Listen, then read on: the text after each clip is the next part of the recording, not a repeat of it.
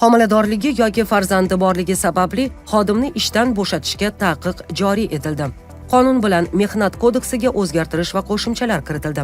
Qonun bilan Mehnat kodeksiga yagona milliy mehnat tizimi idoralararo dasturiy apparat majmuida elektron shakldagi mehnat shartnomasini rasmiylashtirish tartibini joriy etishni, ish haqi saqlanmaydigan ta'til davomiyligini belgilash tartibini va xodimning o'rtacha ish haqini hisoblash tartibini o'zgartirishni nazarda tutuvchi qo'shimcha va o'zgartirishlar kiritilmoqda. Shuningdek, ta'lim to'g'risidagi qonuniga muvofiq xodimlar kechki yoki sirtqi ta'lim shaklida o'qishi mumkin bo'lgan ta'lim tashkilotlarining turlarini aniqlashtiruvchi o'zgartirishlar kiritilmoqda. Bundan tashqari, homiladorligi yoki farzandi borligi sababli xodimni ishdan bo'shatishga taqiq joriy etilmoqda. Kiritilayotgan o'zgartirishlarga ko'ra, davlat organlari va tashkilotlari ishga qabul qilish chog'ida ishga kirayotgan shaxsning pasportiga yoki identifikatsiyalovchi ID kartasiga, mehnat daftarchasiga oid ma'lumotlarni mustaqil ravishda, shu jumladan axborot tizimlaridagi idoralararo integratsiyalashuv platformalari orqali so'rab oladi. Davlat fuqarolik xizmatchilarining mehnatga oid munosabatlariga nisbatan mehnat to'g'risidagi qonunchilikning